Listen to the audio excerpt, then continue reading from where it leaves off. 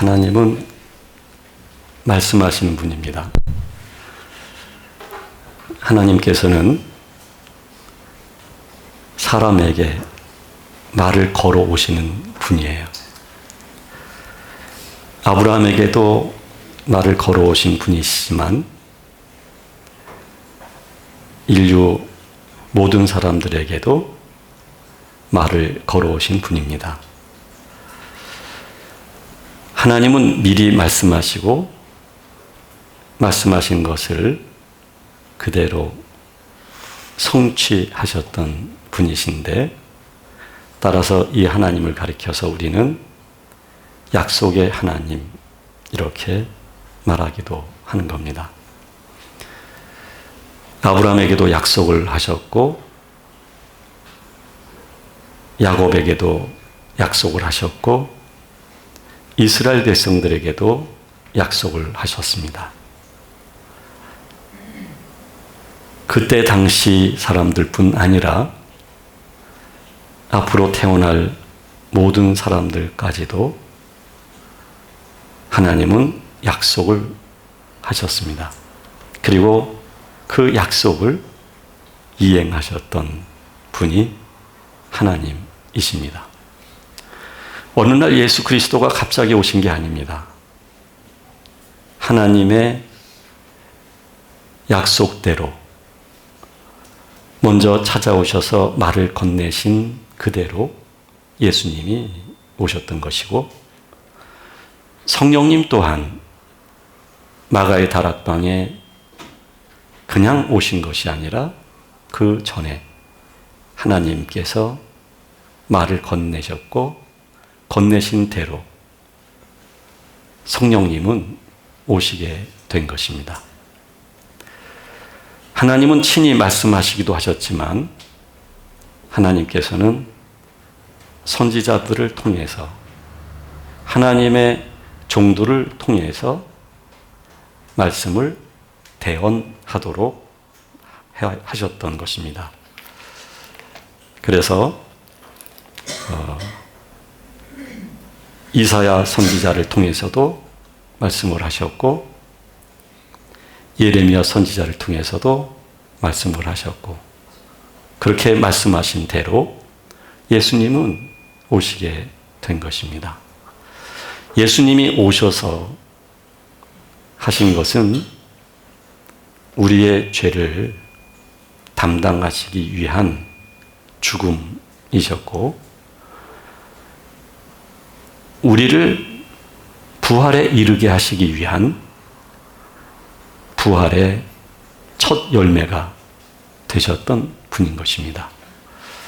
그래서 하나님은 말씀을 하시고 그 말씀하신 대로 하나님은 그대로 이행하신 분이신데, 우리들에게도 있어서 말이란 매우 중요합니다. 지난 주일날 깊은 고백이라는 말씀의 주제로 함께 나누기도 했습니다마는 고백은 말입니다. 하나님을 향한 말이기도 하고 또 내가 사람을 향해서도 고백적인 말을 할 수가 있는 것입니다. 그러나 말을 할 때 하나님은 영으로서, 영적 존재로서 하나님이 하시는 모든 말씀은 영의 말씀이었던 것입니다. 선지자들이, 예언자들이 하나님의 말씀을 대언할 때에도 선지자 또는 예언자들의 자의적으로 해석하고 말한 것이 아니라 하나님의 영의 감동으로 말을 했던 것처럼, 우리들이 말을 할 때, 우리가 고백할 때 중요한 것은 내가 자의적으로 말하는 게 아닙니다. 자의적으로 말한다고 하는 것은 뭐냐면 인간의 구조를 둘로 나눌 때 하나는 육체라고 하는 언어이고 또 하나는 영혼이라고 하는 영의 언어가 있는 것입니다. 우리가 많은 말을 하고 있지만 그 말들이 거의가 육체로부터 나오는 말이 많습니다. 그래서 사람을 아프게 하고 상처를 주기도 합니다. 또 그 말이 자기 입을 통해서 나오게 되면 자기 자신을 괴롭히고 또 그 말대로 시름시름 병든 사람처럼 앓게 되어지는 것입니다. 우리가 말을 할 때 또는 고백을 하게 될 때 가장 중요한 것은 하나님이 영이신 것처럼 대언자들이 하나님의 영으로 감동되어 말했던 것처럼 우리의 영으로 영의 감정과 영의 지식으로 영의 인도에 의해서 말을 하거나 고백할 수 있어야만 되는 것입니다. 창세기에 보게 되면 아브라함의 이야기가 나옵니다. 그 조카가 소돔과 고모라 성에서 살게 됐습니다. 스스로 기름진 땅을 선택해서 가게 되고 자꾸 장소를 옮기다 보니까 소돔과 고모라 성까지 가게 된 것입니다. 그 성에 노략질을 하는 무수한 사람들이 와서 모든 재물을 빼앗고 사람들까지도 끌고 가는 상황이 되었을 때 아브라함이 이 소식을 듣고 가만히 있을 수가 없었던 것입니다. 자기 조카가 있기 때문입니다. 아무리 욕심대로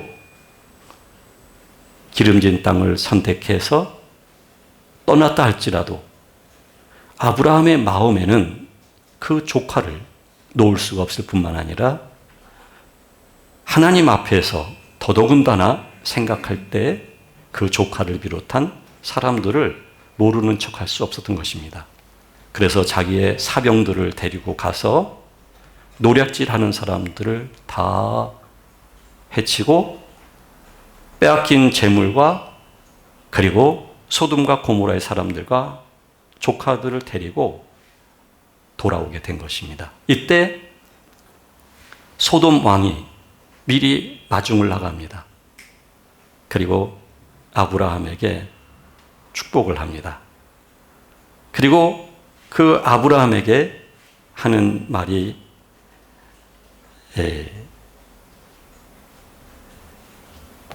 가서 전쟁에서 승리해서 돌아왔기 때문에 싸워서 빼앗은 모든 전리품, 재물뿐만 아니라 모든 것들을 아브라함이 가지라고 말을 합니다. 그러나 아브라함은 이런 지하에 거절을 합니다.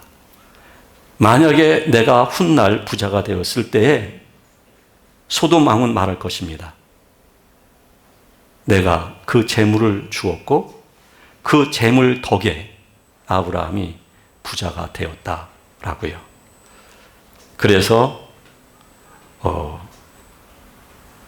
아브라함은 거절을 합니다.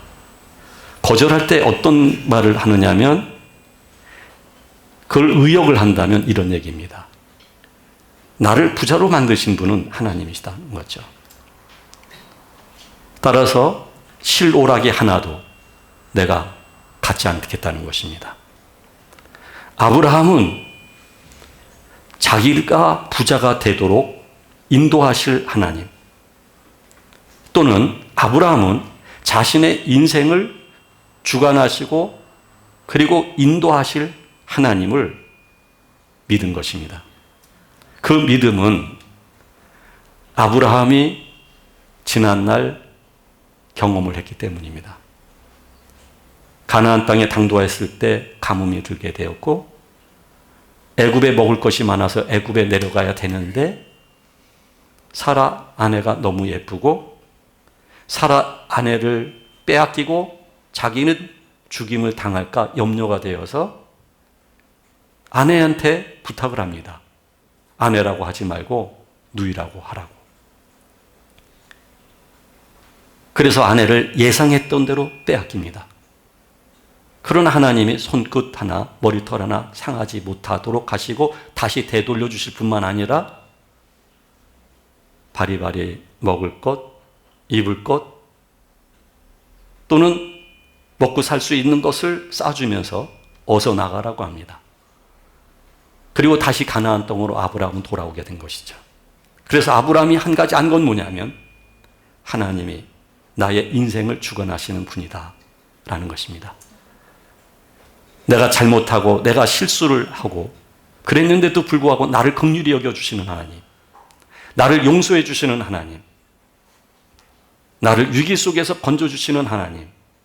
그래서 아브라함은 돌아오게 된 것입니다. 여기에서 아브라함은 안 것입니다. 하나님이 어떤 분이신지, 하나님의 주권이 얼마나 위험이 있는지 이것을 알게 된 것입니다. 그래서 아브라함은 마침내 실오라기 하나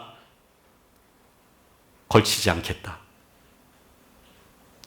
하나님이 주신 것만 받고 하나님이 인도하시는 대로만 살겠다라는 고백을 할 수 있었던 것은 그때 실수가 있었기 때문입니다. 여기서 한 가지 생각할 거는 아브라함이 가뭄이 들었을 때 하나님을 의심했고 인도하시는 하나님을 잃어버렸던 것입니다. 그래서 아브라함의 입에서 근심과 걱정이 나왔습니다. 마침내 어떤 생각까지 다다랐느냐 하면 애굽으로 내려가게 되면 아내를 빼앗길 것이다. 이것은 육신의 생각이었던 것입니다. 어쩌면 그렇게 갖는 생각대로 그리고 한 말대로 되는지 아내를 빼앗기고 만 것입니다.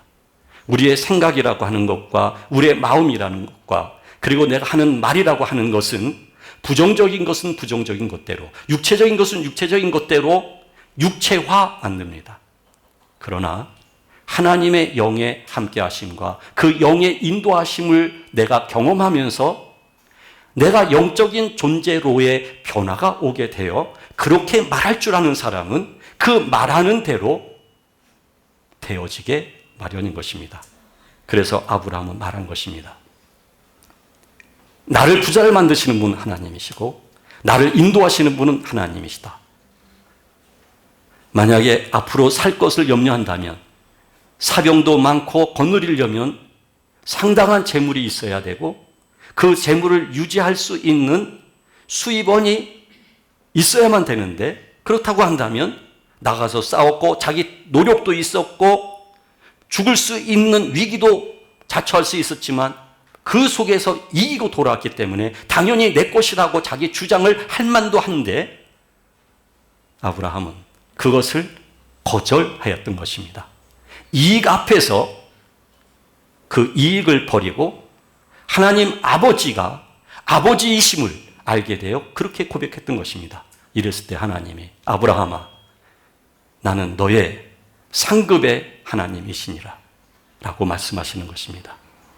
이때 아브라함은 또 오해를 합니다.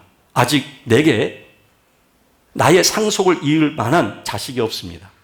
나의 종 중에서 신실한 한 종을 선택해서 양자로 삼아서 나의 기업을 잇도록 하는 수밖에 없습니다. 믿음이란 과정인 것입니다. 아브라함이 아직은 자신이 가장 아파하는 것, 자식이 없는 것, 자신이 가장 받아들이기 어려운 것, 자식이 없는 것, 이것만큼은 아직 극복을 못한 것입니다. 환경을 통해서 인도하시는 하나님을 경험했지만, 그래서 그 정도 하나님은 알고 있지만, 그러나 하나님 아버지 앞에서 더 깊은 하나님 아버지의 뜻을 알 수 있는 자리까지 다다라지는 못한 것입니다. 나는 너의 상급이라고 하나님이 그렇게 말씀하셨을 때 뚱땅지 같은 말을 하는 것입니다. 나는 지금 무자이오니 어찌 하시겠다는 이야기입니까? 그 이후에 여러분들이 아시는 것처럼 하가를 통해서 이스마엘을 낳게 된 것입니다. 이게 아브라함의 연약함인 것입니다. 우리가 믿음 생활 속에서 그런 연약함도 있을 수는 있지만 그러나 그 연약함과 연약한 말들은 나를 족쇄로 만듭니다. 나의 옆구리에 가시가 되게 하는 것입니다. 아브라함이 이 일로 얼마나 힘든 고통과 음부와 같은 아픔을 겪는지 우리는 성경을 통해서 똑똑히 보았던 것입니다. 그러나 아브라함은 그것을 통해서 하나님의 약속대로 이삭을 얻게 되어지고, 그 이삭은 자신보다 더 소중한 아들인데 이제는 그 아들을 하나님이 달라고 했을 때 두 마디 하지 않고 나의 주제이시고 나를 인도하시는 나의 전부이신 하나님 아버지의 뜻대로 모리아 산으로 이삭을 데리고 올라가서 제물로 바치려고 했을 때 하나님이 아브라함아 멈춰오라. 네가 나를 경외하는 줄 이제 내가 아노라. 이로써 아브라함은 불신의 자리에서 믿음의 사람으로, 그리고 연약함과 실수를 거쳐가면서 마침내 이삭을 드리기까지. 아브라함에게서 이삭은 전부인 것입니다. 이삭을 빼놓고는 아브라함은 없습니다. 아브라함의 행복은 이삭입니다. 아브라함의 가문을 이을 수 있는 것 또한 이삭인 것입니다. 그런데 그 이삭을 하나님이 달라고 했을 때 군말하지 않고, 그것도 비윤리적이고 비인격적이고 잔인한 하나님의 모습처럼 보여질 수 있는 명령인데도 불구하고 데리고 올라가서 이삭을 죽이려고 하였던 것입니다. 이렇게 믿음은 과정 속에서 완성이 되어지는 것입니다. 하나님이 아브라함에게 말씀하셨던 나는 너의 상급이다라고 이야기한 것과 아브라함은 실오라기 하나 내가 받지 않겠다고 하면서 나를 인도하시는 분은 하나님이라고 고백을 하였는데, 그 고백은 사실은 같은 맥락의 말입니다. 하나님은 아브라함을 훗날 이스라엘이라고 하는 민족 공동체를 이루셔서 하나님의 나라가 되게 하시고 하나님의 백성과 거룩한 이들이 되도록 하나님은 인도해 가시는 거죠. 하나님은 이 일을 이루시겠다는 얘기인데, 이 일은 하나님의 구속사를 완성하시겠다는 말씀인 것입니다. 단순히 아브라함이 부자가 되는 게 아닙니다. 당대의 아브라함은 이삭이라고 하는 유일하게 상속할 수 있는 자식이었지만 무수히 많은 이스라엘 백성이 된 것은 그 훗날 이삭이 야곱이 12아들을, 12아들이 이스라엘 백성들의 각 지파의 수장이 되어지고, 그리고 그들이 이제 하나님께 속한 백성들이 되어졌던 것처럼, 이는 하나님이 아브라함의 인생 속에서 하나님의 구속사를 이루어 간 것입니다. 여기서 중요한 것은 아브라함의 고백인 것입니다. 세상이 나에게 무엇을 준다 할지라도, 세상의 그 어떤 것이 나에게는 행복의 조건이 될 수가 없으며, 유일한 나의 행복은 여호와 하나님이라는 고백인 것입니다. 이 고백이 우리들의 고백이 되어야 합니다. 이 고백이 나를 이 땅에서 부자를 만드는데 헛꿈을 꾸지 마십시오. 이 고백을 통해서 내가 하나님의 백성이 되었다는 것, 내가 하나님의 거룩한 자녀가 되어져 간다는 것, 이게 굉장히 중요한 것입니다. 예수 그리스도가 돌아가신 그때 양쪽에는 행악을 저질렀던 사람들이 있었습니다. 한 사람은 유대인과 그리고 십자가 밑에 있는 사람들처럼 예수 그리스도에게 비아냥거립니다. 당신이 정말 하나님의 자녀라고 한다면 당신도 구하고 나도 구해보시오 라고 말합니다. 이때 또 하나의 행악자는 그 행악자를 나무랍니다. 너와 나는 마땅히 죄를 지었고 죄로 인해서 당연히 죽어야 된다. 그러나 이분에게서는 죄를 볼 수가 없었다. 이분은 모든 것이 진리고 모든 것이 옳았다. 주여, 주의 나라가 임하실 때 나를 기억하옵소서. 이 고백을 하게 되었을 때 우리 주님이 그 행악자에게 말합니다. 오늘 나와 너와 함께 낙원에 이르리라. 이 고백이라는 게 굉장히 중요한 것입니다. 내가 육체로 말을 할 것인지, 육체로 고백할 것인지, 나의 영혼으로 고백할 것인지, 하나님은 우리들을 아브라함을 다루시고 아브라함을 훈련시키시고 아브라함을 하나님의 나라의 씨로 하나님이 이끌어 가셨는데 그 과정 속에서 아브라함은 이삭이 있느냐 없느냐의 문제가 아닙니다. 얼마만큼 부자가 됐느냐의 문제가 아닙니다. 아브라함이 하나님의 거룩한 자녀가 되었다는 게 중요한 것입니다. 하나님이 그렇게 아브라함을 세워갔듯이 하나님은 우리들을 그렇게 지금 인도하고 계시는 것입니다. 이 세상에서 얼마만큼 잘 사느냐 얘기가 아닙니다. 어떻게 좋은 직장을 갖느냐, 어떻게 좋은 수입을 갖느냐가 아닙니다. 어떤 좋은 집, 좋은 차를 타느냐가 아닌 것입니다. 하나님의 자녀가 되는 것입니다. 하나님은 자녀가 될 뿐만 아니라 예수 그리스도의 부활의 생명을 갖고 부활의 영광 속에 들어갈 수 있는 우리가 되어지기를 하나님은 원하시는 것입니다. 만약에 아브라함이 소돔 왕의 모든 재물을 받아들였다고 한다면 아브라함은 하나님의 구속사의 완성이라고 하는 그 자리까지 인도를 받을 수 있는 사람은 될 수 없을 것입니다. 그러나 아브라함은 그런 말을 할 줄 모르는 사람입니다. 왜? 하나님으로부터 선택되었기 때문에, 하나님으로부터 인도를 받는 사람이기 때문에 이제는 그 말을 할 수밖에 없는 사람이 되었을 것입니다.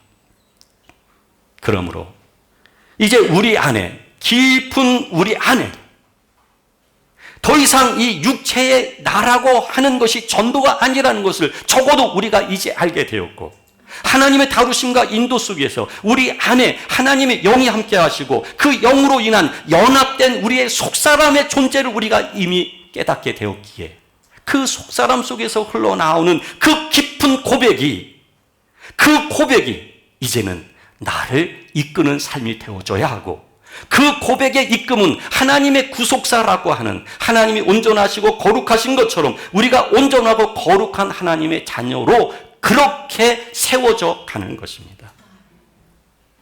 오늘 사도 바울은 고백을 합니다. 곤고하다는 겁니다. 나는 너무 곤고하다. 내 안에 두 가지가 있다. 죄를 쫓는 것과 하나님을 쫓는 것이 있다. 나는 너무너무 곤고하다는 것입니다.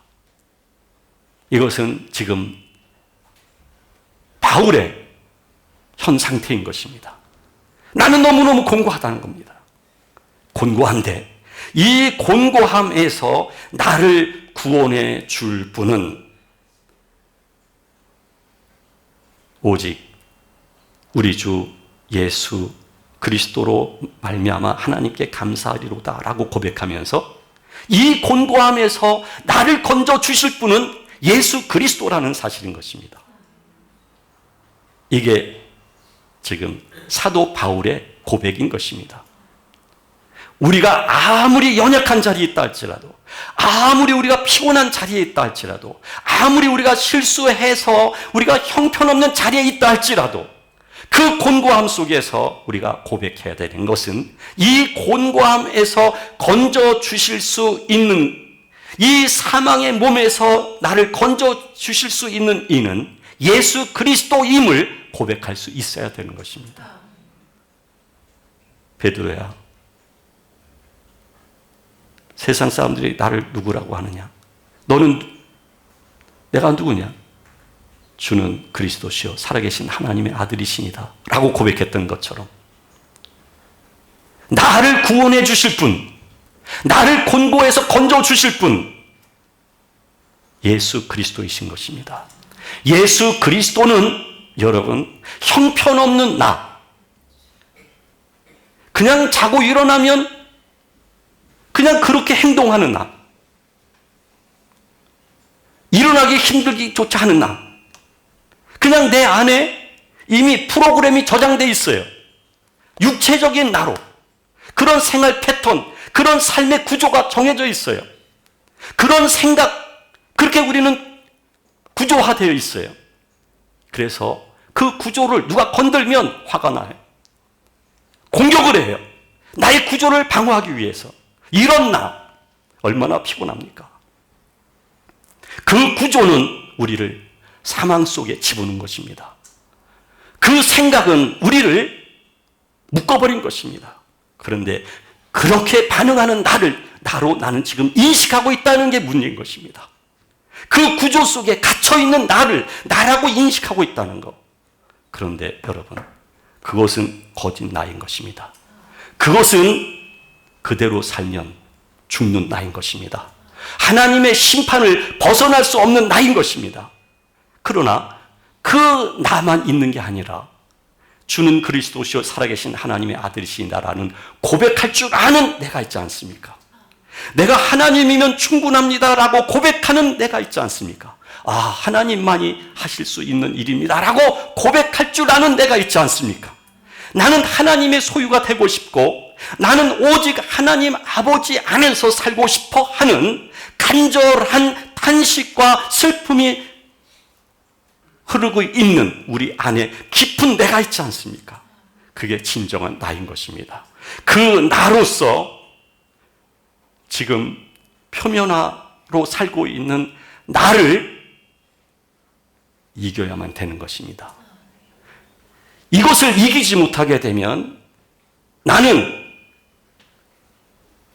겉사람 나의 지배를 받게 되는 것입니다. 부활의 영광이라고 하는 것은 이미 예수 그리스도를 통해서 이루신 것입니다. 부활의 생명은 이미 성취된 하나님의 구속사인 것입니다. 예수 그리스도의 부활은 이미 우리 속까지 스며 들어오셔서 우리의 영 속에 이미 부활의 생명이 주어진 것입니다. 그 부활의 생명의 내 내면을 외면하면 안 됩니다. 그 부활의 생명의 내 내면 속의 고백, 이거를 사장시키면 안 됩니다. 텔레비전 보면서 눈에 보이는 것을 보면서 그것을 주관적으로 해석하고 그것에 따라서 현실이 너무 크고 내가 내 맘대로 이루어지는 것이 없다 보니까 화가 나고 이제는 화가 나는 것까지 지쳐있고, 이거는 사망이 나를 삼키게 하는 것입니다.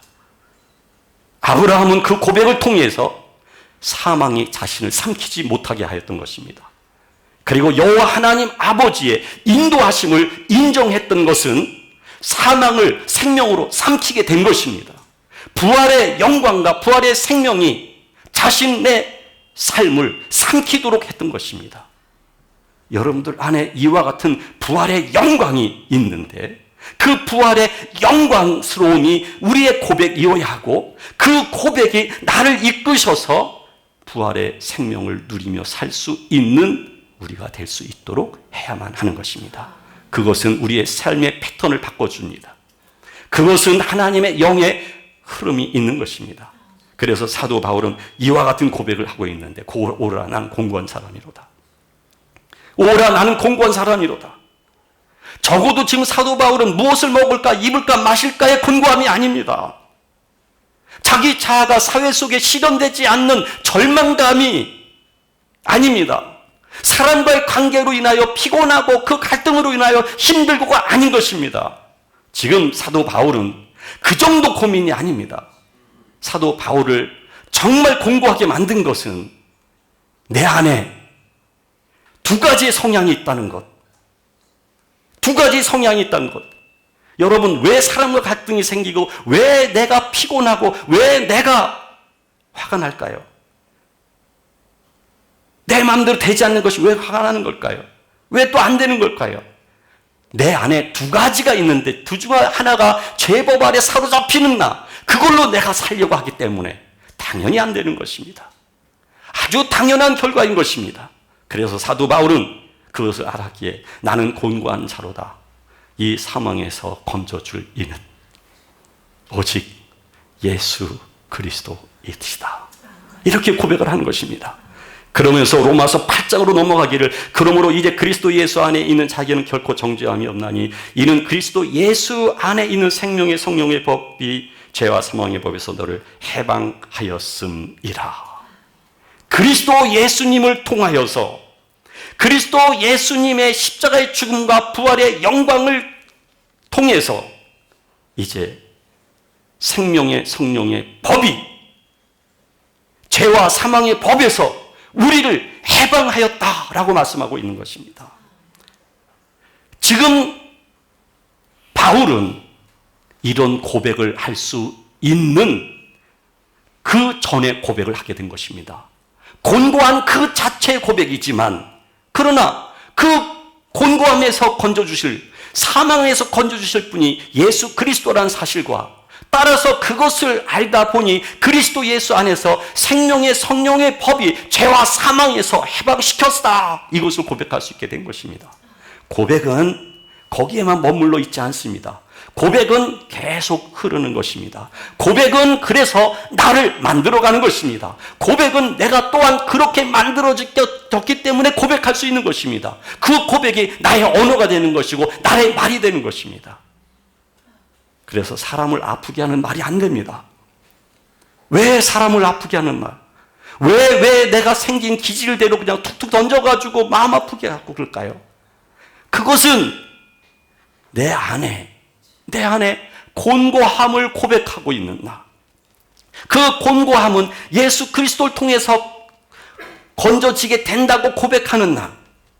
그리고 예수 그리스도는 생명의 성령의 법 안에서 죄와 사망으로 해방케 하였다는 이 고백을 하는 나는 결코 육신으로 말하지를 않는 것입니다. 그래서 이어서 말하기를, 율법이 육신으로 말미암아 연약하여 할 수 없는 그것을 하나님은 하셨는데 곧 죄로 말미암아 자기 아들을 죄 있는 육신의 모양으로 보내어 육신의 죄를 정하시고, 그리고 육신을 따르지 않게 하고 그의 영을 행하는 우리에게 율법의 의무가 이루어지게 하였다. 이런 고백이 나오는 겁니다. 육신을 따르지 않게 한다. 육신의 욕망을 따르지 않게 한다. 육신이 원하는 욕구를, 그 욕구는 강력하게 나를 이끌려고 하는데 더 이상 육신의 그 욕구조차 소멸되어지기 시작하는 것입니다. 심지어는 율법을 지키려고 하는 나, 그 얼마나 좋은 가치가 있는 선택이며 그런 나이겠습니까? 그러나 그리스도 예수 안에서 보니까 그 또한 종교성으로 의가 아니다는 걸 발견하게 되었고, 오직 그리스도의 영의 흐름에 의한 인도에 받는 삶이 생명이라는 사실을 알게 되어진 것입니다. 그래서 이렇게 육신을 따르는 자는 육의 생각을 할 수밖에 없는 것이고, 영을 따르는 자는 영의 생각을 할 수밖에 없는 것인데, 육의 생각은 사망이지만 영의 생각은 생명과 평안이라고 말하고 있는 것입니다.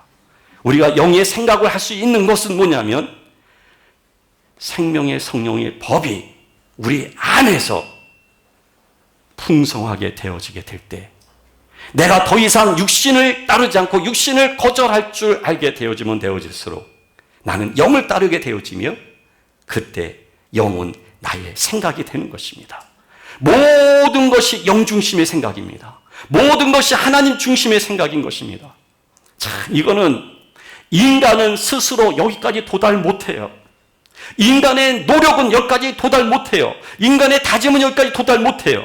그래서 하나님은 우리가 이 고백을 하고 여기에 도달할 수밖에 없도록 하나님은 우리를 인도하시는데, 우리가 사는 육신대로 되지 않도록 하나님 인도하시는 것.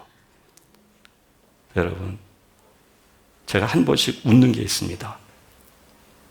분명히 제가 원하는 게 이렇게 싹 스쳐 지나가는 마음이 있어요. 그런데 스쳐 지나가는데 근데 그대로 안 돼요. 그대로 안 되면 옛날 같았으면 힘들어해야 될 거예요. 옛날 같았으면 그랬어야 될 거예요. 아휴, 이래야만 될 거예요. 근데 제 얼굴에서 미소와 마음에서 미소가 생깁니다. 하나님이 인도하시기 때문에. 육신으로는 안 되는 거예요. 아무리 옳은 것도 내가 하려고 하면 안 되는 거예요. 안 돼야 돼요. 안 돼야만 그게 정상이에요. 되지 말고 정말 처절한 결과를 맛봐야 돼요. 그래야만 우리가 육신을 쫓지 않아요. 그래야만 하나님의 뜻이 내게 이루어지는 거예요. 하나님이 우리들에게 어떻게 하나님의 뜻을 이루어 가시는지를 알아야 돼요, 여러분. 우리의 뜻이 이루어지지 않는 것 때문에 속상해하지 마세요. 그래야 돼요. 우리 뜻이 이루어지지 말아야 돼요. 그것 때문에 속이 타고 속이 터지고 그래야 돼요. 그래야만 우리가 서서히 아버지의 뜻이 이루어지는 걸 기뻐할 수 있게 되어져요. 아버지의 뜻이 이루어지는 걸 기뻐하면 기뻐할수록 영을 따르게 되어 있어요. 영을 따르게 되면 될수록 영의 생각이 우리 안에 스며 들어오게 되어져 있어요.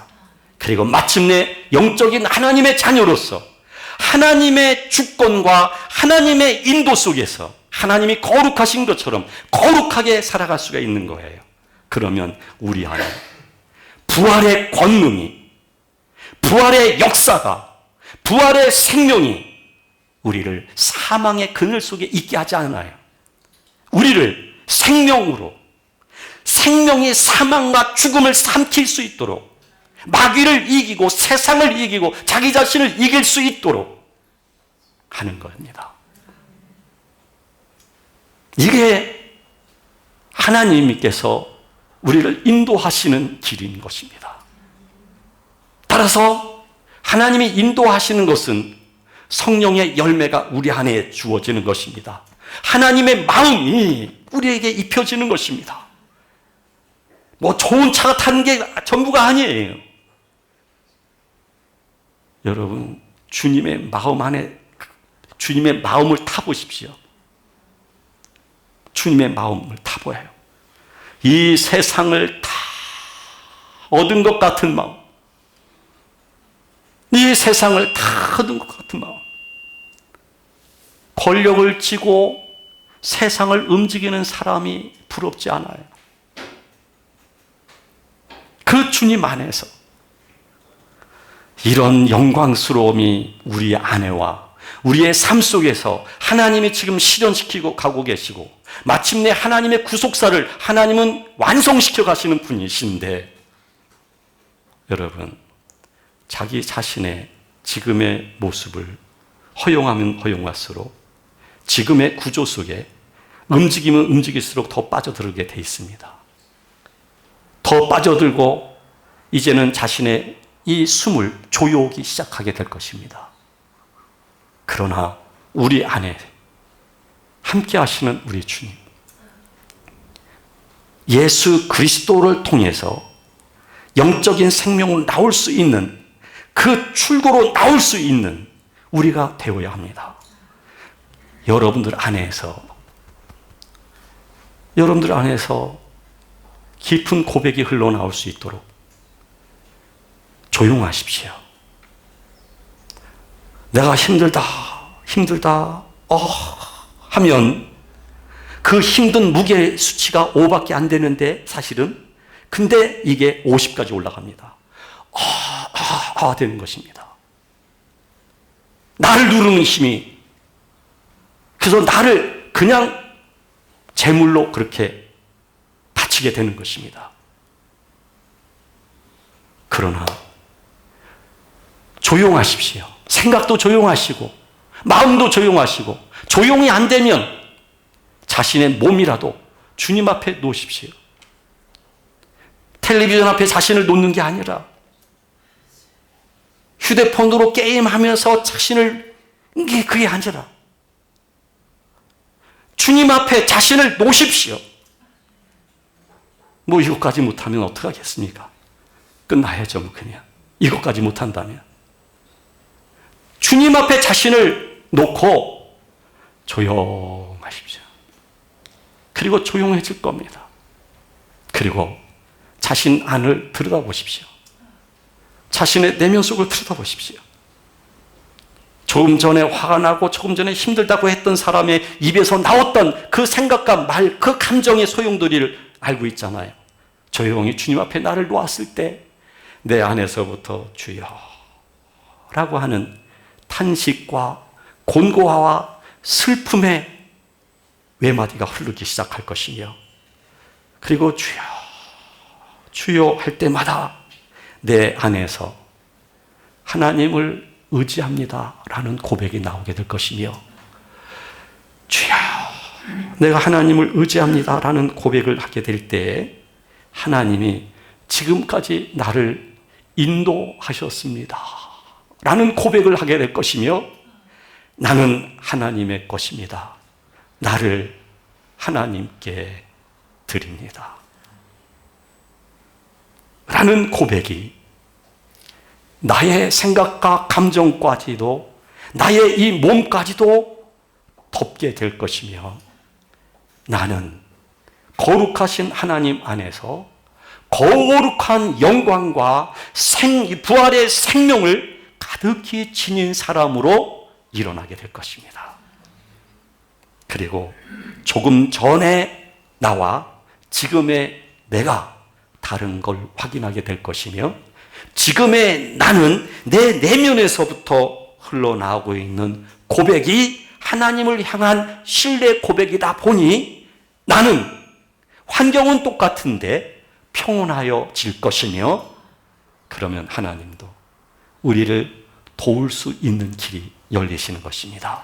우리의 환경까지도 움직이시는 분이 되는 것입니다. 변화가 없는 그리스도인, 하나님을 자꾸 자기의 삶 속에 사용하려고 하는 그리스도인, 엄밀히 말해서 그리스도인이라 아니라 교인인 것입니다. 교인. 우리가 변화되지 않는다면 그리스도는, 그 죽음과 부활은 의미가 없을 것입니다. 변화가 이루어지는 것입니다. 변화가 이루어지게 되어 있습니다. 안 변하려고 몸부림쳐 보십시오. 하나님은 그 구조를 깨트리실 것입니다. 깨트리실 때 그때 너무나 힘들 것입니다. 그러나 부활의 영광의 주님 앞에 서게 됐을 때 평화로다 하나님을 노래하게 될 것입니다. 영광의 우리 하나님께서 우리들을 예수 그리스도의 안으로 인도하셨고, 부활의 영광 속에 살 수 있도록 영원히 하나님은 우리를 인도하실 것입니다. 기도하겠습니다.